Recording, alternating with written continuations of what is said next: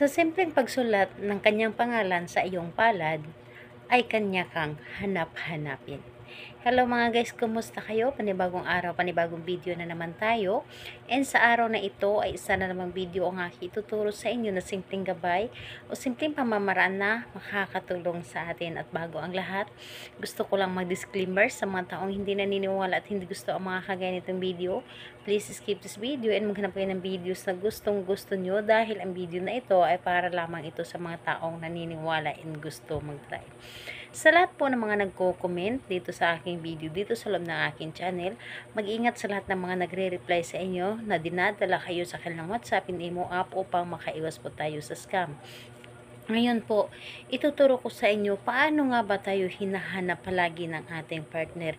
Yes po, ito po ay madalas kong ginagawa sa aking partner na kung saan gusto ko na kahit saan siya naroroon ay ako lamang ang lagi niyang hinahanap. And yung tipong hindi ako mawawaglit sa isip niya. And yung partner ko is kapag ito ay ginagawa ko sa kanya, yung tipong kapag aalis siya sa bahay ay hindi matatagalan ng mga ilang oras doon sa pupuntahan niya ay agad siyang umuwi dito sa amin dahil mas namimiss niya ako or mas masaya siya na kami or ako yung kasama niya. So ganito po, ang dapat po nating ihanda dito is panulat lamang. So panulat. Kung meron kayong pulang panulat mas maganda, pero kung wala kayong pulang panulat, kahit anong klaseng panulat or anong kulay na panulat ang pwede nating gamitin dito.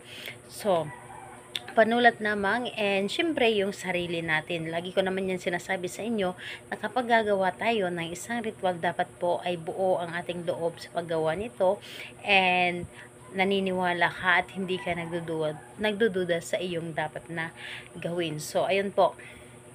Kapag ready na, pwede mo na itong umpisan. So, ang gagawin mo lamang dito napakadali at napakasimple lamang. Dito sa iyong palad, isulat mo lamang dito ang kanyang pangalan. Isulat mo dito ang kanyang pangalan isang bisis lamang. So, isulat mo ang kanyang pangalan dito isang bisis lamang at kung naisulat mo na dito ang kanyang pangalan ng isang bisis, titigan mo ito at kumirap ka. Ikurap mo ang iyong mga mata ng 3 ulit. Yes po. Sambit ng kanyang pangalan at kurap at isunod ang inyong nais.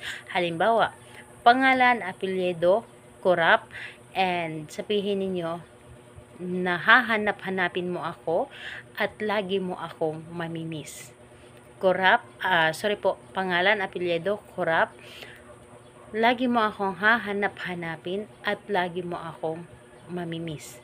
So, 3 beses mong sambitin at ikurap ang iyong mga mata. Again po, una, pangalan niya, apelyido, kurap, at isunod ang hahanap-hanapin mo ako at lagi mo akong mamimiss.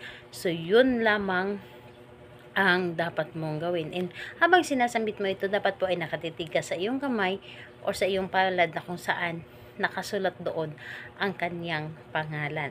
So, ayun po, gawin mo ito sa iyong partner, sa iyong boyfriend, girlfriend, o di kaya sa inyong anak, pwede din po. So, ayan po, kahit anong araw at oras pwede mo itong gawin and think positive lang po, ito ay gagana sa inyo dahil lagi ko itong ginagawa sa aking asawa. Salamat po sa inyo. Bye bye everyone. God bless us all.